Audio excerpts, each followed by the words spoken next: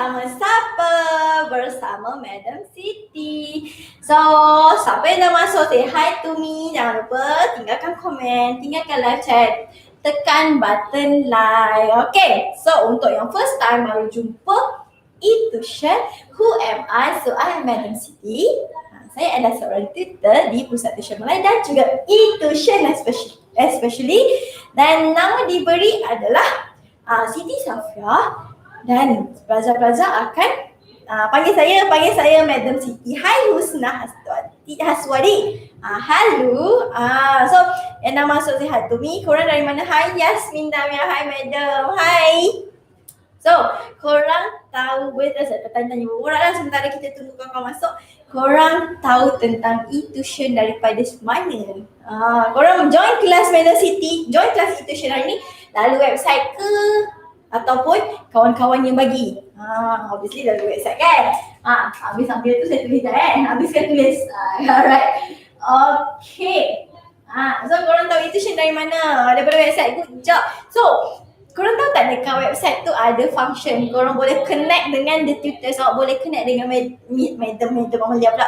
Kena belasah saya tadi. Korang boleh connect dengan Madam Siti, korang boleh connect dengan Miss Amalia, Sir His Rosie dan semua tutor-tutor yang lain. Dan apa kelebihannya? Korang boleh tanya soalan kalau tak faham. Buat latihan. Alamak, tak kerti nak buat. Pergi dekat website, cari connection Madam Siti, boleh message saya private message. Kalau malu lah nak tanya kat tempat lain, boleh private message Madam macam mana nak buat soalan ni, hantar gambar dan tanya je kat situ. Alright. Ataupun dekat dalam website juga ada satu function baru, nama dia Ask Tutor. Dekat situ pun sama, korang boleh tanya je apa-apa soalan dan tutor akan tolong selesaikan. Alright, thank you for joining us. Jangan lupa make sure resolution video ni the highest 1080 HD. Jangan lupa brightness paling tinggi, yang benda simple lah. Pakai earphone supaya bising-bising kat luar yang berkokok tak kacau. Okay. Alright, so dekat situ admin dah cakap follow Instagram e-tuition, Twitter dan Telegram tanya tutor e-tuition. Okay, follow lah semua supaya korang dapat update. Subscribe YouTube e-tuition juga and bagi tahu, yang penting bagi tahu semua kawan-kawan e-tuition buat kelas percuma sampai 31 hari bulan Januari ni. Kelas percuma untuk semua subjek. So bagi tahu kawan-kawan register di e-tuition dan senang je, klik je timetable, korang boleh terus masuk. Okay, kita boleh mulakan ke e-doc? Alright. Mana tak ada tempat letak pen ni? Alright, so kita dah boleh mulakan. Kalau dah boleh mulakan, saya akan mulakan last week. Kita recap sikit. Last week saya dah masuk, okay, untuk round 3 ni saya masuk bab rangsangan dan juga gerak balas sistem saraf manusia. Last week saya dah explain sistem saraf manusia ni ada apa. Contohnya, last week saya dah bagi tahu, so apa yang kita tahu? Kita kena tahulah apakah fungsinya rangsangan dan gerak balas, fungsinya sistem saraf manusia. So, sistem saraf ni apa? So last week saya dah explain. Kalau terlepas kelas minggu lepas, boleh tengok balik and cover balik lah apa yang kita belajar. So hari ni saya explain sikit secara briefly, laju-laju apa yang saya dah cover minggu lepas. So minggu lepas kita pakai kat sini. Okay, minggu lepas saya dah terangkan dekat dalam manusia dekat manusia kita ada sistem saraf. Sistem saraf tu macam mana? Dia adalah satu saraf lah. Dia macam minggu lepas ada sampai beritahu akar. Dia macam akar. Dia adalah satu saraf yang bercabang-cabang dekat seluruh badan kita. Sebagai contohnya, kalau tengok iklan sakit saraf, orang boleh nampak dia akan tunjukkan gambar-gambar saraf tu. So dia adalah benda-benda yang bercabang ni sepanjang badan kita, daripada otak sampailah ke kaki. Itu adalah kita panggil dia sebagai saraf. Okay, and then dekat sistem saraf kita ni kita bagi kepada dua, iaitu kita panggil dia sistem saraf pusat dan satu lagi apa nama dia? Sistem saraf periphery. Kalau dalam bahasa Inggeris kita panggil central nervous system. This one is peripheral nervous system. So central nervous system ataupun sistem saraf pusat ni adalah ada dua je benda dia. iaitu kita punya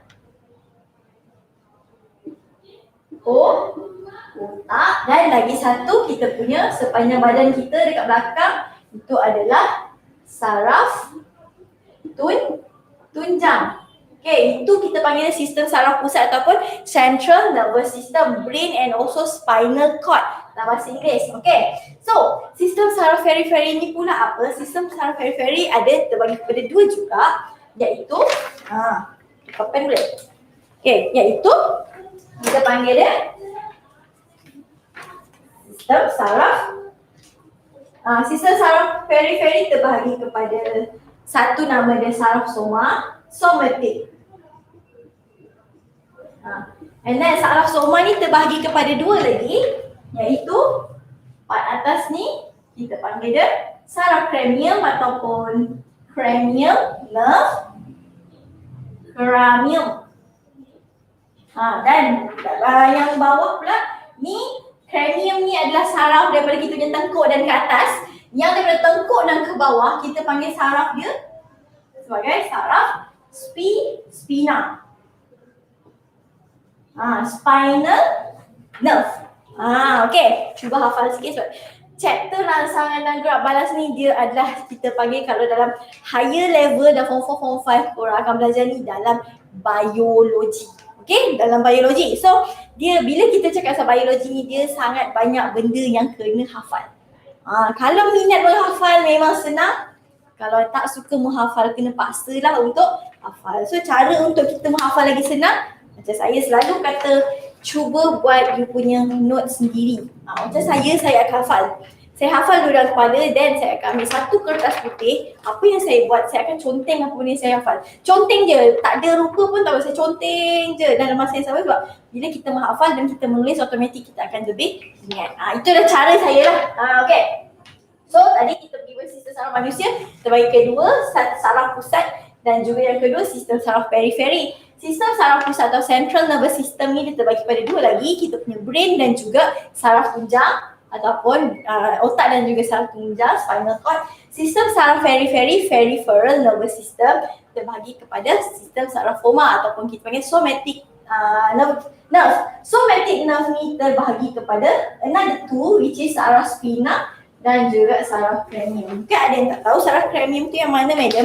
Saraf cranium adalah saraf yang terletaknya di bahagian atas dari tengkuk ni. Kita panggil saraf cranium, dan apa yang dia sambungkan adalah dia sambungkan kita punya otak dengan kita punya deria dan juga kita punya otot.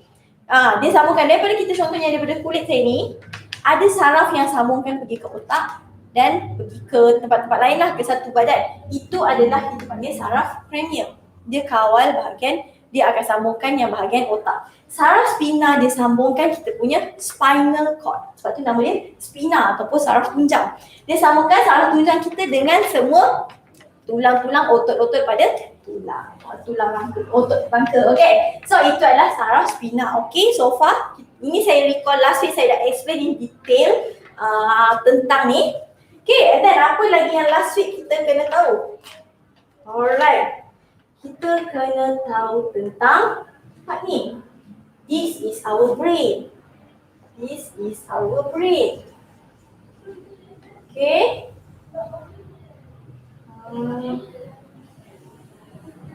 Alright. So dekat brain kita, apa yang kita kena hafal, kita kena tahu tentang bahagian-bahagian otak. So ini adalah kita punya otak, ini kita punya mata. Okay, maksudnya ini belakang otak, ini depan otak lah. Yang berotak besar yang saya tunjukin macam awan tu, nama dia kita panggil, bahasa kampung dia kita panggil otak besar. So otak besar ni nama kampung otak besar, nama sains dia apa? Cerebrum. Kalau bahasa Melayunya cerebrum, bahasa Inggeris cerebrum, beza je huruf C. Cerebrum. Cara sebut sama, cerebrum. Okay, ini otak besar kita panggil cerebrum. Otak yang kecil belakang ni boleh lukis bulat ataupun patutnya bentuk dia macam ada macam bentuk jantung sikit tau. Yang belah belakang ni kita panggil otak. Dia otak juga. Kalau ini otak besar, ini nama dia otak kecil. Itu bahasa kampung. Jangan jawab dalam exam otak besar, otak kecil. Totally wrong. Tak dapat markah. So So otak besar nama cerebrum, kalau otak kecil nama dia cerebellum. Belum. Cerebellum. Bahasa Inggerisnya cerebrum. Cerebellum. Cerebrum ejaan. Okay, jika ada yang tak ingat. Cerebrum. Ini cerebellum. Okay, cerebellum. Belum otak kita yang belah belakang. And then yang ni saya lukis ni, dia adalah yang menyambungkan. Kalau saya lukis bawah lagi, dia akan sambung kepada kita punya saraf tunjang ataupun spinal cord. So ini nama dia apa kawan-kawan? Gitu. Ini nama dia medulla oblongata. Okay, medulla oblongata. So medulla oblongata. Bahasa Inggeris pun medulla oblongata, cuma beza dia ejaan je. Basically bahasa Melayu dengan bahasa Inggeris. So ini adalah bahasa sains. So, bahagian otak besar ni, siapa boleh beritahu saya apakah fungsi dia? Cerebrum ni, apakah fungsi cerebrum? Gunanya untuk apa? Memanglah untuk otak kan? So guna dia untuk apa? Ialah untuk mengingat. Untuk mengingat. Kita guna otak untuk apa? Untuk fikir. Dan juga ada satu lagi benda yang dia kawal, kita panggil mengawal aktiviti terkawal ataupun control voluntary action. Mengawal aktiviti terkawal ataupun control voluntary action. So apa contoh voluntary action ataupun aktiviti terkawal ni? Apa contoh-contoh dia? Contoh-contoh macam saya menulis.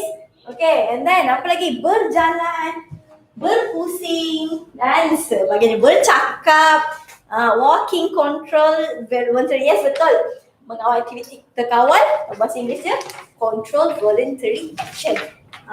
Okay. So, ini adalah saya tulis bahasa Inggeris dia untuk pelajar-pelajar bahasa Inggeris, voluntary action. Okay. Dan itu adalah cerebrum. Bila kita cakap pada cerebellum, macam tadi cerebrum, otak besar ni guna untuk menghafal, mengingat, untuk kita berfikir dan juga aktiviti terkawal, bercakap dan sebagainya. Cerebellum ni pula dia guna untuk mengawal aktiviti. Kalau ini terkawal, ini mestilah yang tak sorry. Alah, apa madam macam ni salah. Itu medulla oblongata lah, dia sangat safety.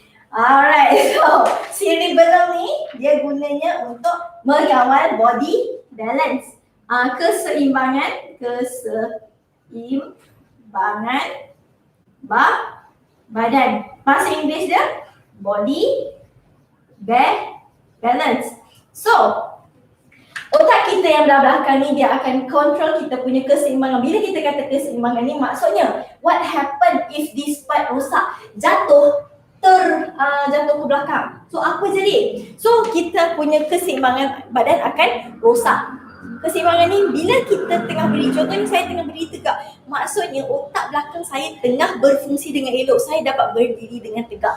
Kalau dia rosak, maksudnya saya akan jalan terpuyung hayang, saya tak boleh berdiri dengan betul. Contoh lain, bila mana cerebellum ni dia memang betul-betul buat kerja.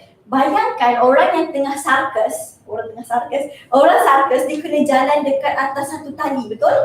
Itu adalah this one take part dalam, maksudnya dia bekerja sungguh-sungguh. Dia akan pastikan orang tu dapat berjalan ataupun meniti atas tali daripada sini pergi sana, dia boleh berjalan dengan elok, tak terjatuh. So ini yang akan kawal, otak kita yang belakang ni akan kawal, panggil cerebellum. Dan saudara, kalau area telinga yang mana satu kasih keseimbangan badan, yang mana satu kasih keseimbangan. Kalau area telinga maksudnya sinilah apa-apa yang berkaitan dengan keseimbangan badan adalah this one. Tapi kalau kita kata pendengaran, cerebrum yang akan kawal. Pendengaran dekat sini. Kalau keseimbangan badan dekat cerebellum. Okay, and then last kali kita pergi kepada medulla oblongata. Okay, medulla oblongata, ini baru kita kata tadi, sini aktiviti terkawal. Ini yang mengawal aktiviti tak kawal. Tadi saya dah tertukar pula dengan siri belum kan? Dah laju sangat. Aktiviti tak terkawal. Kalau bahasa Inggeris dia involuntary action. Okey, apa contoh-contoh aktiviti yang tak terkawal? Kejap lagi saya go through lagi pasal terkawal dengan tak terkawal ni. So, apa contoh-contoh involuntary action ataupun aktiviti tak terkawal? Contoh yang paling kita boleh cakap adalah bila kita bersin. Okay? Digestive system. Okay. So, involuntary action ni sebenarnya dia ada dua jenis. Satu tu adalah memang benda ni dia jadi tanpa kita kawal. Maksudnya bila awak tengah, contoh saya sekarang ni, saya tengah bercakap tapi sebenarnya saya punya digestive system, sistem pencernaan saya tengah proses makanan. Mungkin habis je kelas ni saya terus rasa sakit perut, nak membuang. Dia berlaku tanpa saya sedar. Okay? Ini adalah involuntary. Contoh lain, darah di circulating of blood. Darah apa? Peredaran darah satu badan. Boleh tak saya control dia? Okay, darah. Kau jangan beredar sekarang, kau stop, aku penat. Boleh tak? Tak boleh. So, dia jadi dalam keadaan luar sedar, bukan saya yang control. So, itu yang kita panggil tak terkawal involuntary action. Peredaran darah, digestive system, sistem pencernaan. Lagi, apa lagi contoh? Degupan jantung. Ada siapa-siapa boleh kontrol degupan jantung? Jangan main-main. Okey, so tak ada kan. So degupan jantung itu adalah benda-benda yang dikawal oleh saya punya otak bahagian bawah. Mana otak tadi? Bahagian bawah kita panggil dia medulla oblongata. So ini secara detail saya dah discuss last week. Ini pun saya dah discuss juga last week. Dan last week saya diterangkan apa perbezaan perbezaan voluntary dengan involuntary. Kita tengok sikit. Voluntary action ataupun tindakan terkawal. Okay. And satu lagi nama dia involuntary, voluntary action. Tindakan tak terkawal. Okay. Tindakan terkawal ataupun voluntary action ni tadi siapa yang kontrol dia? Siapa yang kontrol dia? Ingat tak? Voluntary action yang kontrol dia adalah cerebrum. Otak kita bahagian cerebrum. Okay? Ini adalah otak. Dan involuntary action dikawal oleh siapa? Medulla oblongata. Oblongata. Macam oblong burger oblong kan. Ini adalah bahagian otak kita dan medulla oblongata ni disambung, saya kata kalau saya lukis sambung ni disambung oleh kepada mana? Dia disambung kepada kita punya saraf tunjang ataupun kita panggil dia sebagai spinal cord kalau pelajar bahasa Inggeris. Okay, so this one saya dah discuss last week, saya laju sikit. Okay, and then contoh. Okay, dia dikontrol oleh siapa? Okay, contoh aktiviti terkawal tadi ada siapa beritahu? Yasmin cakap walking. Okay, so contohnya yang apa yang kita boleh kontrol lah. Berjalan, walking, bercakap dan apa-apalah, menulis, joget dan semuanya lah. Okay. Untuk involuntary action ni, tengok tadi saya ada tulis dua tau. Medulla oblongata dan juga saraf tunjang. Kalau medulla oblongata, contoh involuntary action dia, kalau medulla oblongata, saya tulis MO, medulla oblongata dia adalah something yang happen tanpa sedar kita, contoh-contoh sistem dalam badan. Okay? Sistem dalam badan. Contoh tadi kita dah cakap pasal peredaran darah, digestive system, degupan jantung dan kalau dikontrol oleh saraf tunjang pula, ini adalah benda-benda yang bukan sistem dalam badan, dia adalah kita panggil dia sebagai tindakan refleks. Saya terangkan dulu. Tindakan reflex. Bahasa Inggeris dia reflex action. Tindakan refleks dikontrol oleh saraf tunjang, sistem dalam badan, dikawal oleh medula oblongata, kawasan otak kita. So, tindakan refleks ni contohnya apa? Contohnya adalah bila kita terpegang benda panas. So, apa jadi? Automatik kita akan tarik tangan kita, betul? So, yang itu kita panggil dia sebagai tindakan refleks. Satu tindakan untuk mengelakkan kemalangan. An action taken to avoid injuries. Okay? Dia adalah satu tindakan untuk elak kemalangan. Dalam bahasa Inggeris dia action taken to avoid injuries. Okay, so far faham ke tak? Contoh lain, kalau ada yang tak tahu, Adam bagi contoh lain untuk reflex action. Contoh lain, tadi saya bagi tangan terpegang benda panas, betul? Contoh, tengah bawa motor, tiba-tiba anjing melintas. So apa yang kita buat secara automatik? Kita akan mengelak, betul? So yang kita mengelak tu kita panggil dia sebagai tindakan refleks. Dan kena ingat, bukan otak yang bagi arahan, bukan otak yang kontrol kita punya tindakan. Itu dikawal oleh kita punya spinal cord ataupun kita panggil saraf tunjang. Saraf tunjang dekat tulang belakang, saraf tunjang ni yang kontrol. Dia yang bagi tahu orang untuk mengelak. So tindakan refleks adalah satu tindakan yang spontaneous. Dia macam terus jadi. Kenapa ada tindakan refleks tu? Untuk mengelakkan kemalangan. Okay, ada contoh lain tindakan refleks yang korang boleh bagi contoh kat saya. Contohnya tengah pakai tudung, cucuk, pakai shawl kan? Tercucuk pin, tangan kita ouch. Kaki tercucuk paku, yes, that's correct. Kita jalan-jalan terpijak paku, terus kita akan melompat dan tarik kaki kita, okay? Itu adalah tindakan refleks. Dan tindakan refleks, kena ingat, bukan otak yang kawal adalah kita punya saraf tunjang. Ingat ni, kenapa saya suruh ingat? Sampai awak SPM nanti benda ni pakai. Tolong ingat. Alright, this, otak, this, things belajar masa form 3. Tapi sampai form 5 kejap lagi, orang akan belajar lagi. Ingat tu, saya dah beritahu awal ni, maksudnya benda ni memang kena ingat. Alright, so apa lagi? Contoh tindakan, okay. So saya dah terangkan tentang involuntary dengan voluntary. So basically ini adalah apa yang saya dah cover last week. Saya buat laju-laju hari ni. Kenapa? Saya nak terangkan in detail lagi tentang dua ni. So far ada apa-apa yang nak tanya?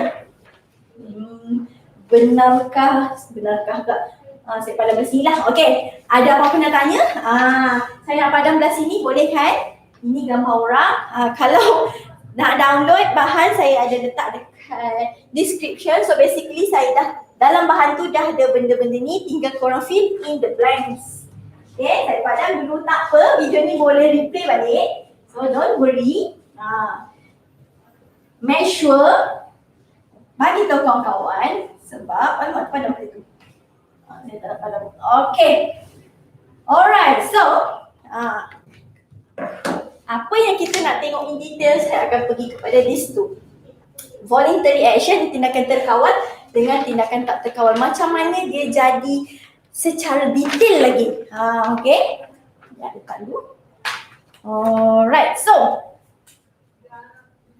macam mana satu respon terjadi dekat manusia? First kali kena ada rangsangan ataupun dalam bahasa Inggeris kita panggil stimulus. Okay. Rangsangan ataupun stimulus. Okay, stimulus atau stimuli benda yang sama. Okay, first kali rangsangan atau stimulus ni adalah benda yang kita nak rasa. Okay, rangsangan atau stimulus kan? Okay, rangsangan atau stimulus ni adalah benda yang kita nak rasa. So, apa yang kita kena tahu? Dia adalah contohnya contoh.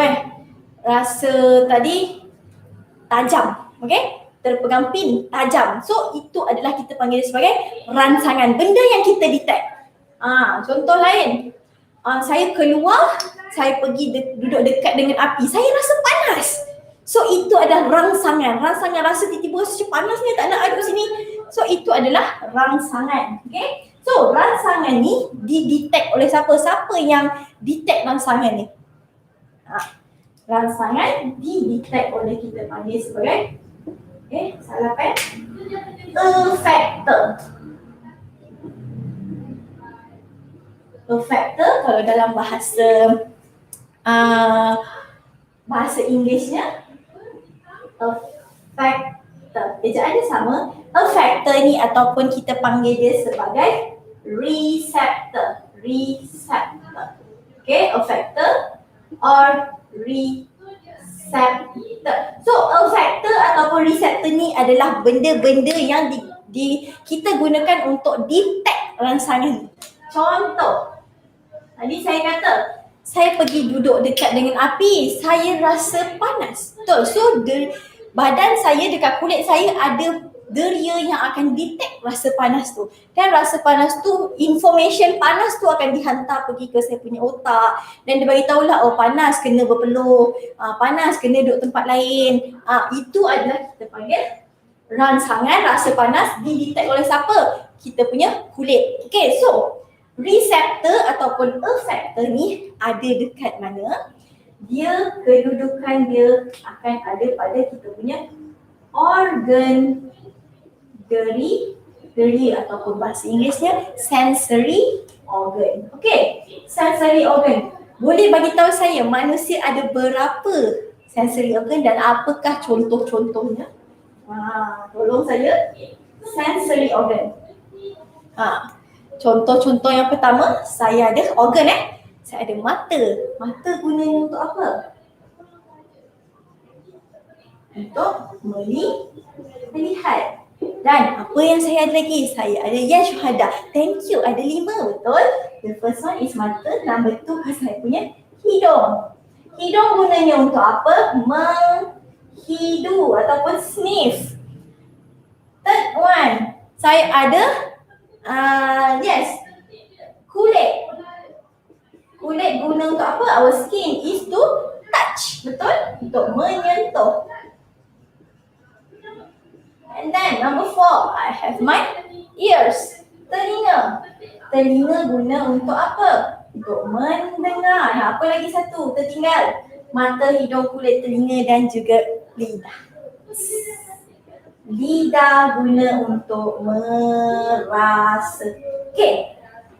Kena ingat dekat 5 ni 1, 2, 3, 4, 5 ini kat mana ini 5 tempat ni adalah kedudukan reseptor ni akan duduk. Reseptor ni adalah tempat untuk kita detect rangsangan ni tadi. Bagi contoh saya letak lemon dekat saya punya lidah. Lemon ataupun rasa masam tu, lemon rasa masam kan, adalah saya punya rangsangan, letak dekat lidah. Lidah ni adalah dia merasa. So dekat lidah ada reseptor, dia ada deria rasa tu. So masam tadi letak kat lidah, deria rasa akan detect masam tu, dia hantar masam pergi ke otak dan otak suruh bagi tahu, ludah tak sedap. Ataupun dia kata telan. Okay. So itu adalah reseptor, tempat untuk detect kita punya deria. Alright. So lepas effector, okay, signal ataupun benda yang kita nak hantar daripada rangsangan nak hantar ke somewhere tu, kita panggil dia sebagai impulse. So dekat sini ada impulse. Impulse ni adalah signal tu lah, signal ataupun deria yang kita nak hantar tadi tu.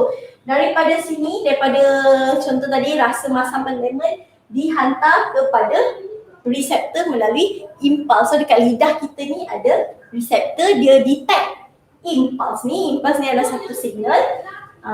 And then impulse ni pergi hantar kat mana? Dia hantar ke 2 tempat. Kenapa pula 2 tempat? Okay, yang tempat yang pertama adalah otak. Okay, otak ataupun kita punya brain. Lagi satu hantar kepada mana? Saraf. Ingat tadi central nervous system atau sistem saraf pusat ada 2, otak dan juga saraf tunjang. Okay. Alright. So dua-dua ni adalah tadi nama dia sistem saraf pusat. Ingat pusat, ingat otak, ingat saraf tunjang. Central nervous system. Okay, ini terletaknya pada organ the real, sini terletaknya, dua-dua ni terletak pada sistem saraf pusat. So, yang dihantar ni adalah dalam bentuk signal, impulse. Ini pun impulse. Okay, and then impulse ni dihantar ke mana? Contoh tadi saya ada rasa masam, di-detect oleh saya punya deria pada lidah. And then rasa masam tadi dihantar ke otak atau ke saraf tunjang. Dua ni yang akan bagi tahu kita apa yang kita kena buat. Okay. So, then, padam sikit tak muat. Saya memang suka conteng, tapi tak muat. Okay. So, lepas otak ataupun kita punya saraf tunjang ni dah bagi tahu kita apa nak buat, dia hantar balik signal tadi tu ke satu tempat. Nama dia effector ataupun efek kesan. Dalam bahasa Englishnya effector. Okay. Dan dia dihantar daripada otak ataupun saraf tunjang, dua-dua ini akan pergi ke effector dalam bentuk apa tadi? Sama juga, masih dalam bentuk signal tadi. Signal tu dihantar melalui saraf kita lah. Impulse. Ini pun impulse. Okey. Kita pergi balik ke depan. Kita ambil lemon, letak pada lidah. Rasa masam tu, impulse tadi tu pergi dekat kita punya reseptor. Lidah kita detect rasa masam. Okay. Then rasa masam tu dihantar ke otak ataupun saraf tunjang. Dan otak ataupun saraf tunjang kita ni bagi tahu, oh tutup mata. Muntah pula. Okay. Ludahkan balik, muntahkan balik. So tindakan tu dihantar kepada effector. Okay. Ini untuk detect rangsangan ataupun untuk kesan rangsangan. Ini adalah untuk bagi tahu apa nak buat. Okay. Dia punya tindak balas lah. Tindak balas. Okay, effector kalau tadi saya kata reseptor letaknya dekat mana? Dekat kita punya organ the real. Otak dan juga saraf tunjang terletak dekat mana? Dekat kita punya, dia adalah sistem saraf pusat kita. Dan effector ni terletak pada mana? Dia terletak pada dua tempat, iaitu otot ataupun kita punya hormon kelenjar. Dua tempat ni, otot dan juga kelenjar yang nak bagi kita tindak balas tu, respons kita, apa jadi lepas tu. Okay. And then bila dah pergi kepada otot ataupun kelenjar, dan jadilah kita punya gerak balas. Otot ataupun kelenjar kita yang buatkan apa yang otak ataupun saraf tunjang ni bagi tahu. Okay. So, contoh tadi, saya letak lemon dekat lidah, dirasa oleh saya punya reseptor ataupun saya punya lidah, and then rasa masam tu hantar kat saya punya otak ataupun saraf tunjang, dan otak ataupun saraf tunjang bagi tahu tutup mata. Signal tutup mata tu dihantar ke saya punya otot ataupun kelenjar. Tutup mata pergi kat otot lah. So, sampai kat sini mata saya akan tertutup sebab masam. Okay, faham? Itu adalah contoh yang pertama. Okay, bila saya kata rasa masam, tutup mata, itu adalah tindak balas yang terkawal. Ingat, voluntary terkawal dan involuntary adalah yang tak terkawal. So, apa-apa yang lalu daripada rangsangan pergi reseptor, naik ke otak, pergi effector dan pergi last kali dia bagi tindak balas, yang belah atas ni kita panggil dia sebagai tindakan. Tindakan apa yang otak tolong buatkan? Fikirkan. Tindakan terkawal. Okay. Apa-apa yang lalu otak kita panggil dia voluntary action ataupun tindakan terkawal. Kalau yang lalu belah bawah ni, kalau dia lalu saraf tunjang, apa dia? Siapa boleh beritahu saya? Kalau tindakan, dia pergi daripada rangsangan atau stimulus, impuls tu hantar kepada saya punya reseptor, dan dia melalui saya punya saraf tunjang. Saraf tunjang bagi tahu otot ataupun kelenjar ni nak buat apa, dan jadilah benda tu. So yang lalu saraf tunjang dia adalah tindakan apa? Terkawal ke tak terkawal? Tengok balik kat sini. Yang dikontrol oleh saraf tunjang adalah tindakan tak terkawal. Tindakan tak terkawal. Bahasa Inggeris dia involuntary action. Yes, reflex action. Semuanya akan lalu saraf tunjang. Tindakan tak terkawal in detail macam yang Syuhada cakap. In detail adalah tindakan reflex ataupun reflex action. Tindakan reflex. Jangan saya bahasa Melayu, bahasa Inggeris dia macam bergabung. Yang sebenarnya involuntary action. Yes, that's correct. So kena ingat apa-apa rangsangan yang lalu otak nama dia voluntary action. Apa-apa rangsangan kalau dia lalu saraf tunjang dia adalah tindakan tak terkawal ataupun specifically dia adalah tindakan reflex. Jawab dua-dua betul. Alright. So saya bagi contoh untuk tindakan tak terkawal ni ataupun tindakan reflex ni. Contoh tadi, kita tengah bawa motor, saya tengah drive, tiba-tiba anjing lalu, betul? Anjing lalu, saya terkejut dan saya mengelak. Okey, saya nampak anjing lalu tu, itu adalah dekat sini, reseptor saya nampak anjing lalu. Okey, mata saya nampak anjing lalu. Reseptor tu dia nampak, dia yang catch anjing lalu tu. And then information anjing lalu tu dihantar ke saya punya, dihantar dalam bentuk impuls, dihantar ke mana? Otak ke saraf tunjang. Sebab ini adalah tindakan yang refleks, yang sangat laju. Dia dihantar ke, information anjing lalu dihantar ke kita punya saraf tunjang. And then saraf tunjang tu dia yang bagi tahu belok ke kanan. So signal belok ke kanan dalam bentuk impuls dihantar ke, dari saraf tunjang dihantar ke saya punya efektor. Efektor ni otot ataupun kelenjar. Otot ni macam tangan lah. Tangan belok. Okay. So belok ke kanan tu dihantar ke saya punya otot, iaitu saya punya otot tangan ni, dan tangan saya automatik akan pusing ke kanan untuk mengelakkan anjing terbang pula, anjing melintas tadi. Dan contoh lain, waktu yang sama. Perasan tak bila kita contohnya macam jadi something reflex tu, kita punya heartbeat akan laju, betul tak?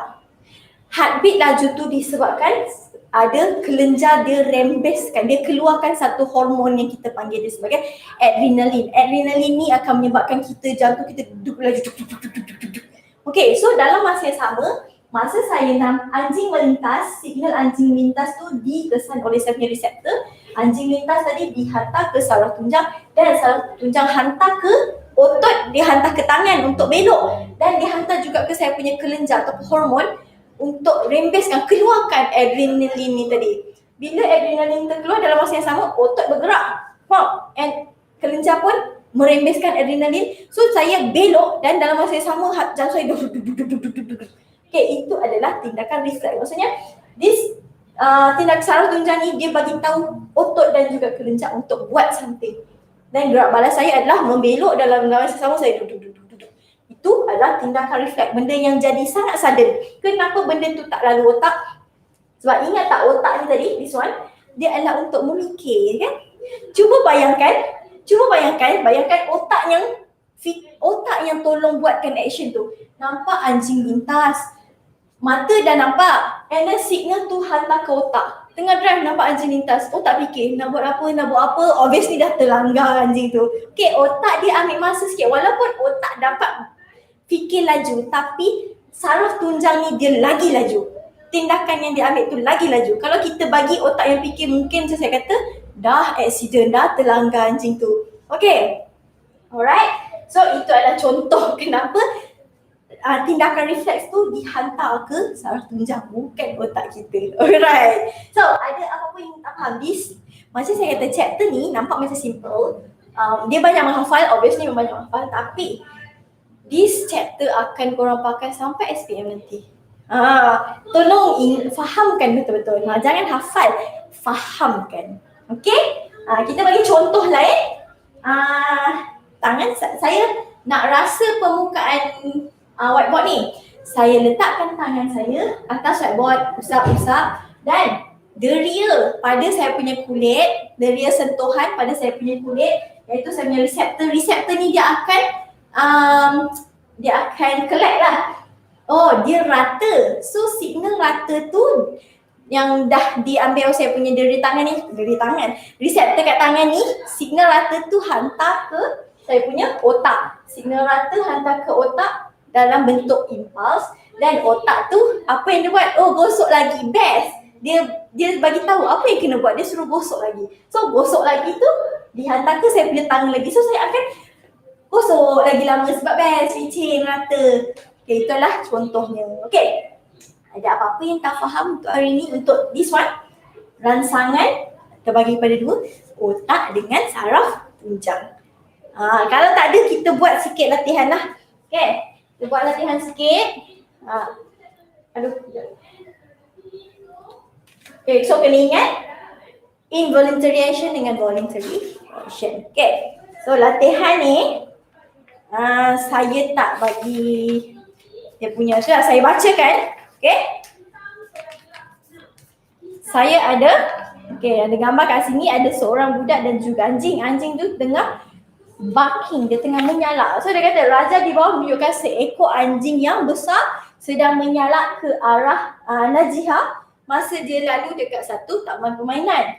Dia tanya apakah organ yang terlibat dalam tindak balas terhadap rangsangan di atas. So ada anjing dan juga ada seorang budak perempuan. Anjing ni tengah menyalak. Dia tanya apakah organ yang terlibat, maksudnya organ geria apa yang terlibat dengan situasi ni. This one, reseptor, rangsangan apa yang terlibat. Dia ada hidung, nose, mata, eyes, telinga, ears. So organ apa yang terlibat? Yasmin, ears. Lagi ada siapa-siapa nak try lagi? Dia boleh lebih hidung, mata, telinga. So organ apa yang terlibat? Ada anjing dan juga seorang budak. Anjing ni tengah barking, woof woof woof dekat Najihah ni. So organ apa yang terlibat?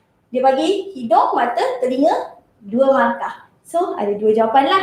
Hidung, adakah Najihah menggunakan hidung untuk kesan rangsangan tu? Tak, mestilah tak guna hidung untuk kesan rangsangan. So mata, Najihah nampak tak ada anjing tengah menyalak? Yes, Najihah nampak anjing tengah menyalak. So dia gunakan mata sebagai dia punya reseptor. Dan juga telinga, dia dengar tak anjing tu menyalak? Ya, dia dengar, dia menggunakan telinga. Jadi dekat dalam situasi tu, reseptor yang digunakan oleh budak perempuan Najihah ni adalah mata dan juga telinga. Tak semestinya satu keadaan satu je reseptor. Dia boleh jadi banyak. Tadi macam contoh ni, Najihah ni ada anjing menyalak dan apa reseptor yang dia pakai? Mata. Dia nampak anjing tu datang makin dekat. Takut. And dia dengar anjing tu menyalak. Okay, so kalau macam ni, okay, dia suruh lengkapkan carta aliran. Dia bagi rangsangan tempat kosong, otak tempat kosong, tindak balas. Soalan dia bagi rangsangan ataupun stimulus, and then dia bagi tempat kosong, dia bagi otak, tempat kosong dan juga respon. So apakah tempat kosong dua ni? Dia nak try. Okay, Yasmin, ears, eyes, Husna, mata, telinga. Alright, so rangsangan, tempat kosong, otak, tempat kosong, reseptor. So apakah tempat kosong tersebut? Siapa-siapa? Kalau ingat balik, saya sebenarnya jawapan ada kat whiteboard, tapi saja je kan? Siapa nak try?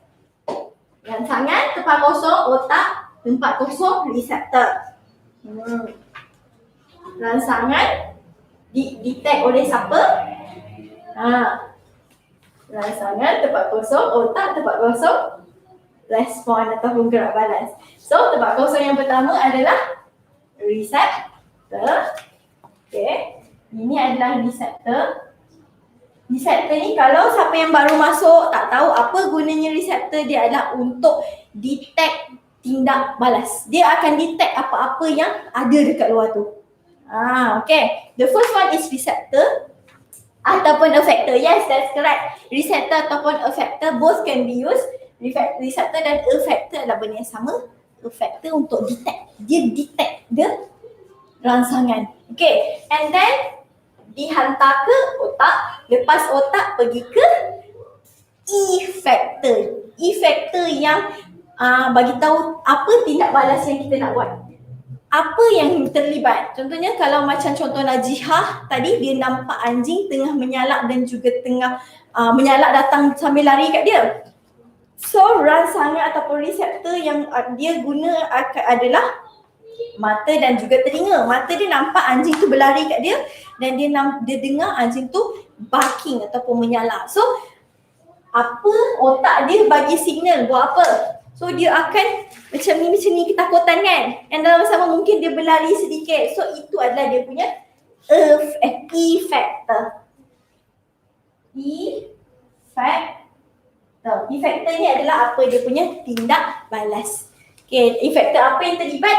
Kaki dia berlari sedikit dan juga tangan dia guna untuk tutup muka. Sebagai contoh lah, misal kata itu adalah tindak balas dia, dia macam ni dan dia berlari sedikit. So tangan dia adalah effector dia, tangan dia terlibat dan kaki dia terlibat juga untuk berlari sedikit. Okay, faham? Faham ke tidak? Okay, ada apa nak tanya lagi? Kokot laju sangat ke velocity hari ni? So mana-mana yang nak recall balik, tak join kelas minggu lepas tapi nak tanya hari ni, ataupun tengok kelas minggu lepas tapi lupa nak tanya balik hari ni, tolong tanya. Nanti saya akan terangkan. Alright, minggu depan kita akan masuk kepada gerak balas lagi kita akan pergi kepada mata. Minggu depan kita akan tengok mata in detail. So dekat mata ada apa? Ada retina, ada kornea, ada semualah. So kita akan tengok mata in detail. Okay, apa fungsi-fungsi mata. So bila kita cakap pasal mata, kita akan pergi kat sini lah, reseptor yang pertama iaitu melihat. Itu next week saya akan cover. So saya ada satu soalan lagi yang kita nak cuba. Saya tak bagi extra question ni dekat description tapi saya bacakan. Okay, soalan bagi otak, saraf tunjang, saraf spina dan saraf kranium. Otak, saraf tunjang, saraf spina dan juga saraf kranium. Kemudian J, K, L dan M. Soalan tanya antara J, K, L, M, manakah sistem saraf pusat? Antara J, K, L dan M, which one is the central nervous system? Sistem saraf pusat.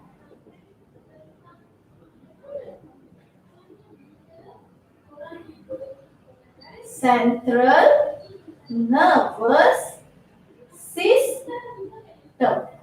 Antara semua tu. Yasmin, J dan L. So J adalah otak, L adalah spinal cord, brain and spinal cord. Is it correct? Ada siapa cakap, salah lah Yasmin. Jawapannya ni.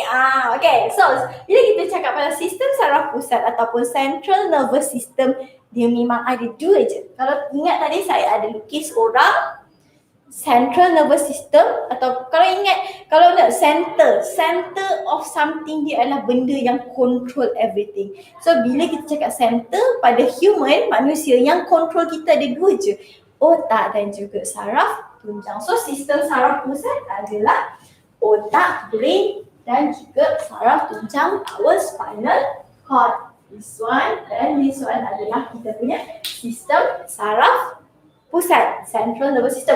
K dan M. Husna pun betul. J dan L. So kalau K dan M, apakah nama sistem dia? Kalau J dan L adalah central nervous system ataupun sistem saraf pusat. Kalau K dan M, apa nama sistem saraf dia? Ingat lagi ke tak tu? Alright. Baik, cuba. Tak tahu cakap, madam, saya tak tahu. So okay, saya tak marah. Saya akan explain. Peripheral nervous system. Okay, lagi ada yang try. Sistem saraf peripheral. Okay, these two Ni adalah sistem saraf pusat dan these two adalah sistem saraf periphery. Bahasa Inggeris peripheral nervous system. Okay? Yes, that is correct. Thank you so much, Yasmin. So spinal nerve dan juga cranial nerve adalah sistem saraf periferi. Kita ingat balik, dalam manusia terbagi kepada dua sistem saraf. Yang pertama sistem saraf pusat ataupun central nervous system. This one, central nervous system ni ada dua je organ, otak dan juga saraf hujang. Central nervous system, otak dan saraf hujang. Dan lagi satu nama dia sistem saraf periferi ataupun peripheral nervous systems. Peripheral nervous system ni kita masuk dalam lagi, dia ada somatic nerve ataupun saraf somatik. Saraf somatik ni terbagi pada dua ni lah, saraf spina dan juga saraf cranium. Saraf cranium adalah saraf yang di atas kita punya tengkuk. Apa yang dia buat, dia akan connectkan otak kita dengan kita punya ni semua ni, reseptor kita, otak dan juga reseptor, dan dia pergi ke mana? Dia akan pergi kepada kita punya effector. So yang connectkan dari sini pergi otak, pergi sini adalah sistem saraf cranium nerve. Dan sistem saraf spina ataupun spinal nerve, apa yang dia buat, dia sambungkan saraf tunjang dengan kita punya otot-otot dekat badan. Okey, otot dan juga kita punya tulang lah. So itu adalah yang gabungkan dekat saraf spina. Makin jelas. Oh, madam buat saya makin tak faham dengan chapter ni. Kena faham kan, sebab minggu depan saya dah masuk kepada mata. Kita terangkan dekat mata kita ni, kita tengok zoom in lagi, ada lens, ada kornea. So minggu depan kita dah masuk mata. Yang ini kena fahamkan. Macam saya kata, ini akan guna sampai SPM. Jangan kata saya baru form 3, saya baru PT3, lambat lagi. So fahamkan sekarang, bila dah masuk SPM dah tak payah nak baca balik. Okay. Alright, so antara yang berikut, manakah tindakan terkawal? Which of the following is a voluntary action? Dia tanya, nak pada mana?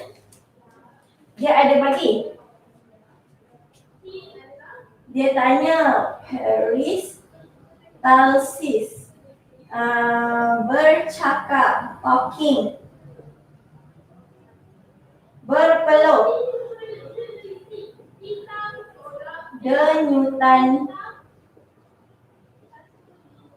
jantung. Okay, so antara yang berikut dia ada bagi 4. A, B, C, D. Peristalsis, bercakap, berpeluh dan denyutan